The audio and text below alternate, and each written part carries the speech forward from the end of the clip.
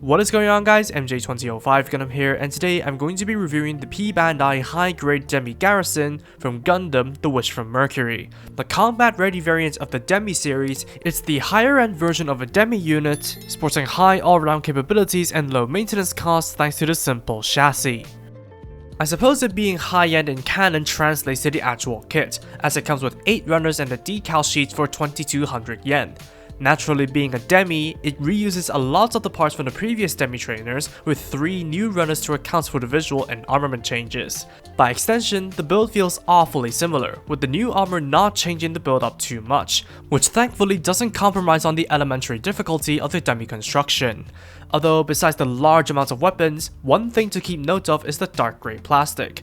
Not only are they extremely susceptible to nut marks, they also feel glossier than usual, worsening the nut mark and scruffing issues. Beyond that, it's basically the Demi build that we all know and love, so please check out my video on Chuchu's trainer for further details of the commonalities. A full snap assembly later, and you can easily feel the need to take this guy seriously. Armor changes compared to Chuchu's trainer are slight, that being the new helmet, crotch and knee armor, and the heels, besides the added shoulder boosters. But couple the heftier silhouette with the military grey color scheme, you know this Demi really means business. Color separation is maintained as well, with decal-like stickers limited to the chest and rear head sensors, and the optional front manager and company logo on the right shoulder, with barely any missing paint tabs to speak of besides some grey for the rivets and small verniers. Similarly, color choices are thankfully correct, and while there is a healthy amount of panel lighting options, none of which are a must thanks to the darker color scheme. One thing I will note is that the semi-gloss finish makes this kit shinier than I would have liked, and not only might that affect the aesthetic appeal to me, it will also affect the results from cleaning up nubs and mold lines, leaving the final aesthetic a bit scratched up and messy. My advice for a clean build is to ignore the finish and apply your preferred top coat afterwards. Apart from that, I'm happy to display the high-grade Demi Garrison from just a snap assembly. Articulation-wise, the only additions worth noting are the double-hinged rotating shoulder boosters and the movable knee thrusters, since everything is identical to Chuchu's Demi trainer. Naturally, this ensures a wide movement range with a sturdy structure despite the heavier armor.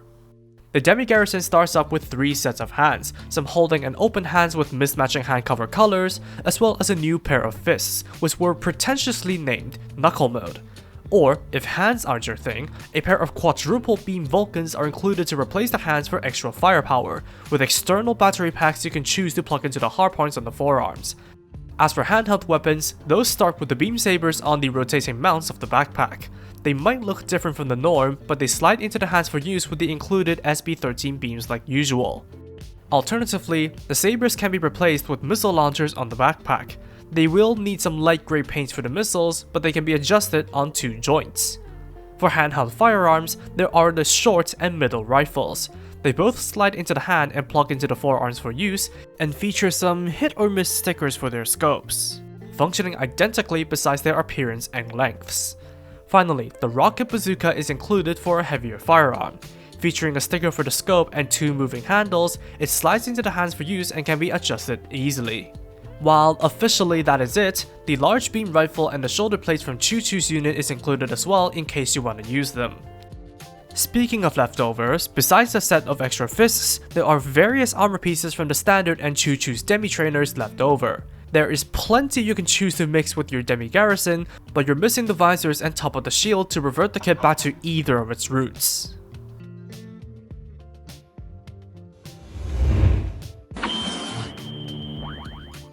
I feel like the Demi series is one of the most mistreated lineup of mobile suits, being overshadowed by other mass production units or just being criminally underused.